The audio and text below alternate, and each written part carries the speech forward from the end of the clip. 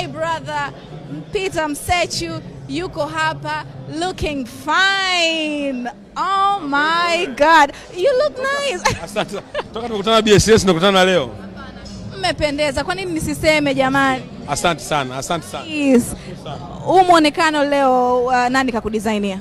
Okay, mimi na mwanangu mmoja anaitwa Mgombelwa, siku zote ndo ananivalisha. Yaani nikitaka kitu cha kushona huyo mama ndo anajua. Nikimpigia usiku wa manane anajua vipimo, tumbo lina ukubwa gani, kichwa kina kitu gani anajua. Lakini mke wangu amevalishwa na nani?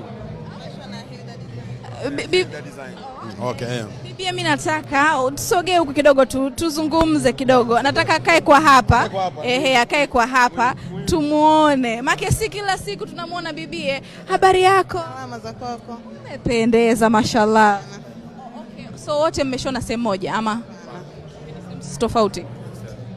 Muonekano ni Pinterest, umepita Instagram au ni kwamba unajua nini? I think nikivaa vile nitapendeza. Niliwaza tu kama nikivaa hivi nitapendeza, nikamtumia fundi alionishonea, akasema basi taka vizuri, nikaenda nikapima. Kuna watu ambao inawezekana, kuna watu ambao nilikuwa nimepiga nao story hapa mwanzoni kabisa, nikawa nauliza mmepewa zawadi gani leo? Kuna wengine ambao that look amekupa zawadi gani? Mimi zawadi yangu nishaipokea kabla. Kabla ya leo. Kuna namna yani anaona ngoja mlimstiri huyu baba kwanza. Nimeshapokea zawadi yangu kabla ya leo. Nafikiri watu waliiona.